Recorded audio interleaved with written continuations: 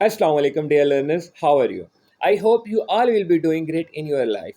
I am Mushaid Haider with Chemical Engineering. I am occupational process and environmental safety trainer and consultant. हमने आयोश MS को discuss किया हुआ था। आज हमारा सेकंड मॉड्यूल है जिसमें हम असेसिंग रिस्क क्या हैं, रिस्क असेसमेंट्स किस तरह होती हैं, हम डिस्कस करेंगे। Connect with me on LinkedIn, Facebook and WhatsApp for more safety insights, data sharing and jobs update.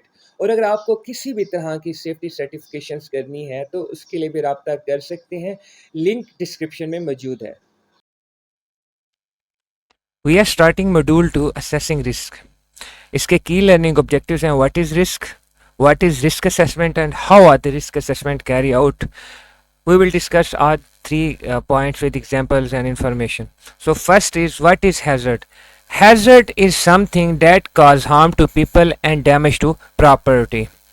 अब फॉर एग्जांपल फर्स्ट पिक्चर में देखें, ये ऑब्स्टेकल से ट्रिप हो रहा है। यहाँ देखें ये लैडर से गिर रहा है, ये चेयर से गिर रहा है, ये स्लिप हो रहा है। अब ये तमाम ये जो एक्टिविटीज़ हैं, लैडर, ये ईंट, ये चेयर, ये आयल स्पिलेज, ये तमाम हैज़र्ड हैं। क्यों? इनकी वजह से इन शख्स को तकलीफ़ आई है, चोट लगी है। इसी तरह जो भी चीज़ पीपल या प्रॉपर्टी को डैमेज करे हम उसे हैज़र्ड कहते हैं। अब हैज़र्ड डिफरेंट तरह के होते हैं। पहले हैं फिज़िकल हैज़र्ड्स, इसमें वो जो जिस्मानी तौर पे तकलीफ़ है, स्लिपरी फ्लोर से हो सकती है, वायर से हो सकते हैं, फॉलिंग ऑब्जेक्ट्स हो सकते हैं। दूसरे हैं chemical hazard. Chemical hazard chemical से रिलेटेड हो, फ्यूम से रिलेटेड हो, गैसेस से रिलेटेड हो, वो केमिकल हैज़र्ड हैं। फिर हैं इलेक्ट्रिकल हैज़र्ड्स। इलेक्ट्रिकल सिस्टम पे काम करते हुए आपको इलेक्ट्रिक शॉक लगता है, करंट लगता है, कुछ भी, वो इलेक्ट्रिकल हैज़र्ड है। फिर है फायर हैज़र्ड। फायर हैज़र्ड किसी जगह आग लग जाती है। एक वीडियो देखें इलेक्ट्रिकल हैज़र्ड की। ये इलेक्ट्रिकल ओवरहेड पे काम कर रहा है। ये जो क्रेन का यहाँ जो लोग ठहरे हुए हैं सपोर्ट, ये वायर से लगती है जिसकी वजह से यहाँ सारा करंट आ जाता है। मैकेनिकल हैज़र्ड्स क्या होते हैं? जो मूविंग मशीन, अगर कोई मशीन चल रही है आप उसके साथ इन्वॉल्व हो जाते हैं, आपको कोई अंदर आ जाता है तो इसे मैकेनिकल हैज़र्ड्स कहते हैं। रेडिएशन हैज़र्ड्स क्या हैं? जहाँ यूवे एक्सरे रेडिएशन, एक्सरेज का काम हो रहा हो, वो रेडिएशन है। एक और वीडियो देखें, ये इसे ग्राइंडिंग कहते हैं। ये ग्राइंडिंग काम कर रहा था, ये मशीन टूटी और इसने देखे हेलमेट पहना हुआ था, हेलमेट पे लगा और ये बच गया। अगर इसने हेलमेट ना पहना होता, इसके यहाँ सर पे लगता और सर कट सकता था, आंख पे लगता, आंख ज़ाया हो जाती। तो ये पीपीई पहनने की इंपॉर्टेंस होती है। और ये हैज़र्ड कौन सा है? ये मैकेनिकल हैज़र्ड है, क्योंकि मशीन से काम करते हुए इसे आया। अब हैज़र्ड और रिस्क दो मुख्तलिफ चीज़ें हैं। हैज़र्ड ये है कि कोई चीज़ आपको कितना नुकसान पहुँचा सकती है। रिस्क ये है कि ख़तरा, वो हैज़र्ड तो ये है नुकसान पहुंचाना, रिस्क ये है कि वो हैज़र्ड कितना नुकसान पहुंचा सकता है। हैज़र्ड चांसेस हैं, मेरे ऊपर अगर फ़ैन चल रहा है तो मेरे ऊपर फ़ैन के गिरने के, अगर मैं कमरे में बैठा हूँ, कितने चांसेस हैं, कितना रिस्क है। अगर फ़ैन बिल्कुल ठीक है तो रिस्क बिल्कुल कम है। अगर फ़ैन पुराना है, वो हिल रहा है, शाफ्ट से ज़्यादा घूम रहा है, तो अब फ़ैन का मेरे ऊपर गिरने का जो रिस्क है वो ज़्यादा हो चुका है। यानी कि रिस्क चांसेस को कहते हैं। अब देखें, जो हैज़र्ड होता है, हैज़र्ड के दो पॉइंट्स हैं, सेवेरिटी एंड लाइक्लीहुड। हैज़र्ड की सेवेरिटी का मतलब ये है कि वो हैज़र्ड उसकी कितनी शिद्दत है। फॉर एग्जांपल एक बंदा है जिसके ऊपर ऊपर से कोई पेन गिरता है, वो नीचे काम कर रहा है, दूसरी फ्लोर पे कोई बंदा पेन यूज़ कर रहा है, उसके ऊपर पेन गिरता है तो पेन की शिद्दत थोड़ी होगी, उससे तकलीफ नहीं पहुंच जाएगी। उसके बरक्स उसके ऊपर कोई, वो उसी जगह पे ठहरा हुआ है, बिल्डिंग का कोई हिस्सा टूट के उस पर आता है, तो यहाँ जो सवेरिटी है वो ज़्यादा है। तो यानी कि जो हैज़र्ड है उसकी सवेरिटी देखी जाती है, शिद्दत देखी जाती है, वो ज़्यादा है कम है। दूसरा हैज़र्ड की लाइक्लीहुड, मैंने आपको मिसाल दिया फ़ैन की। जिस जगह आप बैठे हुए हैं वो फ़ैन के आपके ऊपर गिरने के कितने चांसेस हैं, कम या ज़्यादा, ये लाइक्लीहुड है। हैज़र्ड की सवेरिटी और लाइक्लीहुड डिसाइड करते हैं कि रिस्क कितना है। रिस्क की डेफिनेशन ये देखते हैं, देखें, लाइक्लीहुड चांसेस ऑफ हार्म और इंजरी। अब लाइक्लीहुड क्या है? लाइक्लीहुड की डेफिनेशन ये है कि चांसेस हैं, how likely something bad will happen, कितने चांसेस हैं कि कोई चीज़ बैड हैपन होगी। फॉर एग्जांपल, अगर कोई शख्स स्लिपरी फ्लोर पे चले, जहाँ स्लिपरी फ्लोर है तो वहाँ उसके गिरने के लाइक्लीहुड चांसेस बहुत ज़्यादा है। सवेरिटी क्या है कि कोई चीज़ कितना नुकसान पहुँचा सकती है। फॉर एग्जांपल, अगर किसी की हड्डियां टूट जाएंगी स्लिप होने की वजह से, तो यहाँ जो सवेरिटी थी वो ज़्यादा थी, शिद्दत ज़्यादा थी। जो सवेरिटी है और लाइक्लीहुड है, इसे 1 से लेकर 5 तक कैटेगराइज किया जाता है। सवेरिटी 1 हो मतलब बहुत कम सवेरिटी है, अगर सवेरिटी 5 हो तो बहुत ज़्यादा सवेरिटी है। अगर लाइक्लीहुड 1 है तो बहुत कम चांसेस हैं, अगर लाइक्लीहुड 5 है तो बहुत ज़्यादा चांसेस हैं। अब जो रिस्क था मैंने आपको बताया था, सवेरिटी और लाइक्लीहुड मिल के रिस्क बनाते हैं। देखें फार्मूला भी यही है, लाइक्लीहुड और सवेरिटी को मल्टीप्लाई करेंगे, जो आंसर होगा हम कहेंगे उतना रिस्क है। हमने रिस्क का फार्मूला पढ़ा, सवेरिटी प्लस मल्टीप्लाई लाइक्लीहुड। अगर सवेरिटी 1 है और लाइक्लीहुड भी 1 है तो रिस्क कितना हुआ 1। अगर सवेरिटी 5 है और लाइक्लीहुड 2 है, 5 मल्टीप्लाई 10, अब कितना रिस्क हुआ, इस एरिया में आ गया ये 10। अगर सवेरिटी 5 है और लाइक्लीहुड भी 5 है तो अब कितना रिस्क है 25। यानी कि सवेरिटी और लाइक्लीहुड को मल्टीप्लाई करने से रिस्क आता है। अब जो ये टेबल है ये एक्चुअली रिस्क की वैल्यू बता रहा है, ये प्रोबेबिलिटी कह रहा है लाइक्लीहुड को, और जो सवेरिटी कह रहा है वो तो आपको पता है सवेरिटी को। ये 1 2 3 4 5 सवेरिटी के पॉइंट है, ये 1 2 3 5 लाइक्लीहुड के पॉइंट्स। मैंने आपको समझाया है 5 तक सवेरिटी होती है, 5 तक लाइक्लीहुड होती है, एक दूसरे को मल्टीप्लाई होकर जो आंसर आएगा हम उसमें लिख देंगे। अगर आप सवेरिटी और लाइक्लीहुड को मल्टीप्लाई करने के बाद अगर आप रेड सर्कल में आपका जवाब आ जाता है, इसका मतलब रिस्क बहुत हाई है और आप काम नहीं कर सकेंगे जब तक आप मामलात जो एक्टिविटीज़ है उन्हें ठीक नहीं करते। अगर आपका आंसर इस येलो बॉक्सेस में आ जाता है, इसका मतलब है रिस्क है तो सही लेकिन रिस्क मॉडरेट है, आप प्रॉपर पी यूज़ करके आप यूज़ कर सकते हैं। अगर लाइक्लीहुड बहुत कम है, रिस्क बहुत कम है, मतलब उनको मल्टीप्लाई देने के बाद इस बॉक्स में, इसका मतलब है रिस्क कम है, आप अपना टास्क स्टार्ट कर सकते हैं। अब एक वीडियो देखते हैं। देखें कभी भी ऐसी सिचुएशन देखें, अगर कोई कंटेनर है जिससे गैस लीक हो रही हो, तो आप जितना जल्दी हो सकें और जितना दूर भागें, क्योंकि थोड़ी देर बाद ऐसा होना होता है कि उसने लाजमी ब्लास्ट होना होता है। जब वो किसी ये जो गैसेस हैं, कोई इग्निशन सोर्स मिलता है, कोई हीट मिलती है, अब देखें वो इतना जल्दी गैस निकली और उसने सब सारी चीज़ें तबाह कर दी। तो अब सेकंड पॉइंट है रिस्क असेसमेंट। अगर आप इसके लफ्ज़ पे गौर करें, रिस्क का मतलब तो वही था कि चांसेस नुकसान होने के, असेसमेंट असेस करना, यानी कि कितना रिस्क किस चीज़ की वजह से कितना रिस्क या नुकसान हो सकता है, लो रिस्क है कि हाई रिस्क होगा, इस चीज़ को हमने असेस करना है। रिस्क असेसमेंट के कुछ पॉइंट्स हैं, ये आप जब निबोश करेंगे तब हम इन चीज़ों को डिटेल से करेंगे क्योंकि बहुत अहम है। सबसे पहले होता है आइडेंटिफाई हैजर्ड। आप देखें जिस जगह आप ठहरे हैं, काम कर रहे हैं, वहाँ कौन से हैजर्ड हैं जो आपको नुकसान पहुँचा सकते हैं। आप देखें यहाँ हाउसकीपिंग का मसला है, यहाँ स्लिपेज है, इस पिक्चर के अंदर लेडर है, उसके ऊपर कोई सपोर्ट नहीं है, इलेक्ट्रिकल वायर है, मैनुअल हैंडल के मसले हैं, यहाँ बहुत सारे इश्यूज हैं, हैजर्ड हैं। अब decide who might be harmed and how. अगर आप इस तस्वीर को देखें तो इस पिक्चर में जितने भी लोग हैं सारे गिर सकते हैं, इनके ऊपर से कोई चीज़ आ सकती है, कुछ बंदा स्लिप हो सकता है, ऊपर गिर सकता है, तो ये जितने भी लोग हैं सारे हार्म्ड हो सकते हैं।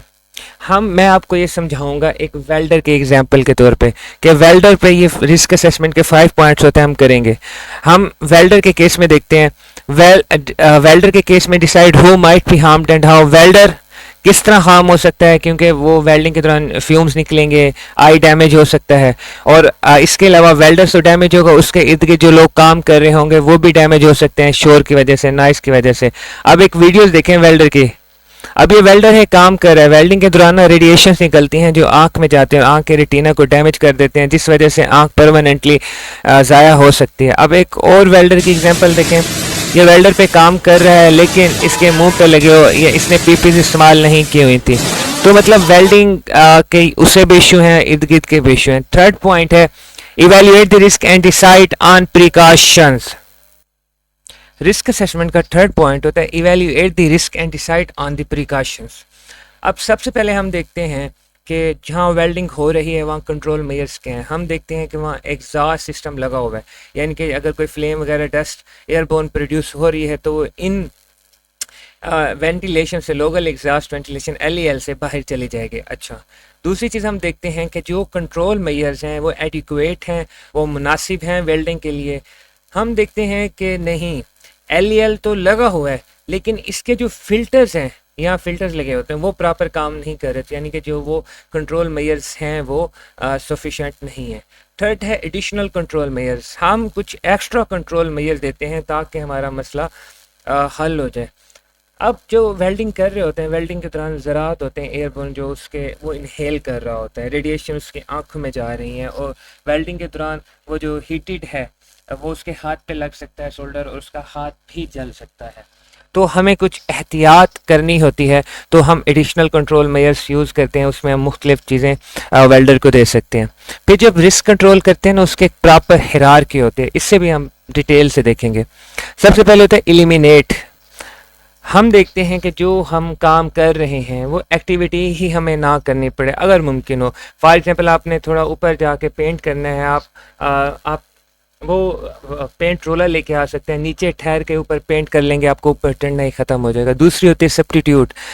सब्स्टिट्यूट में ये होता है कि वेल्डिंग की फ्यूम्स होते हैं, अब आप अच्छी वेल्डिंग मशीन ले लें जिसके फ्यूम्स कम हैं तो शिद्दत कम हो जाएगी, सब्स्टिट्यूट कर देना, रिप्लेस कर देना। तीसरा होता है इंजीनियरिंग। आपने इंजीनियरिंग कंट्रोल यूज़ करने होते हैं, वेल्डिंग पोस्ट कर दें तो जिसका बहुत और एफिशिएंसी बेहतर हो जाएगी। फिर है एडमिनिस्ट्रेटिव कंट्रोल।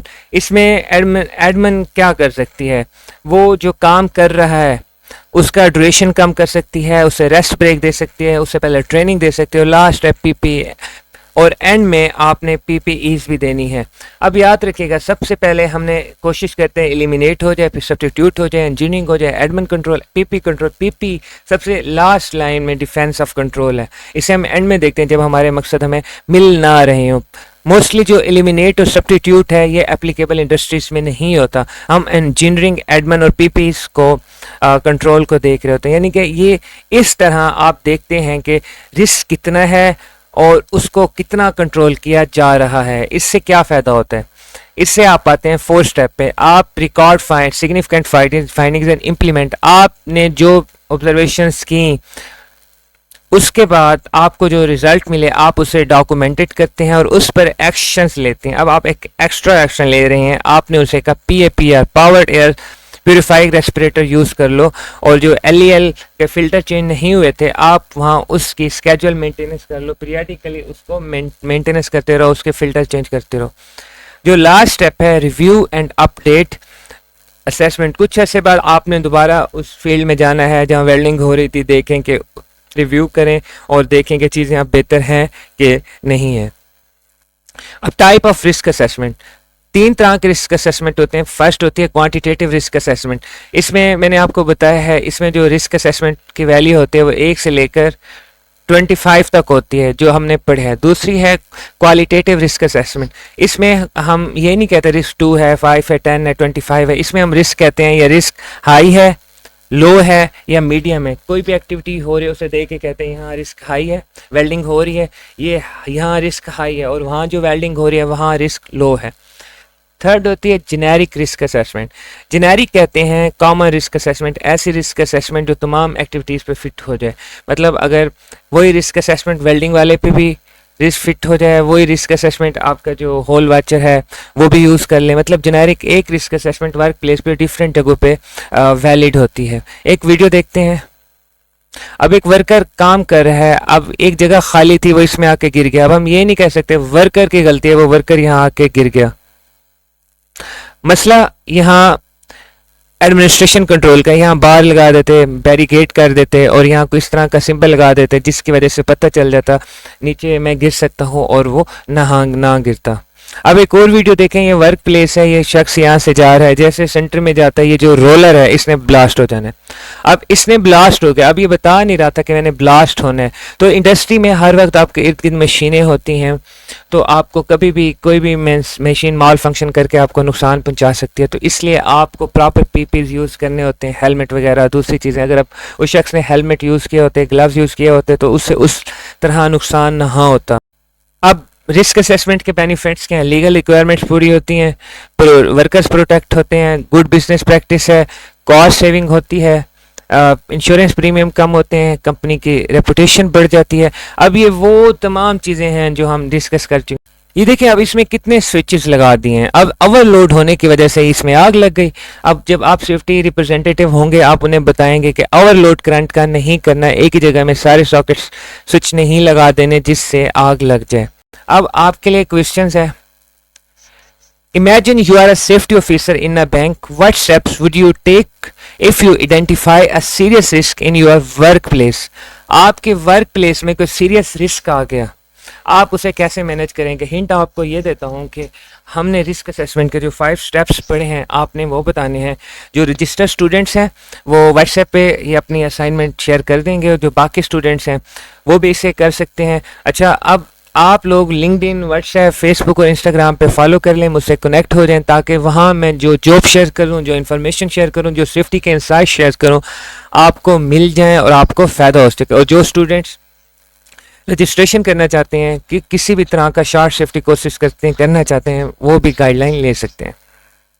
नेक्स्ट वीडियो में हम थर्ड मॉड्यूल डिस्कस करेंगे जो कि है कंट्रोलिंग रिस्क।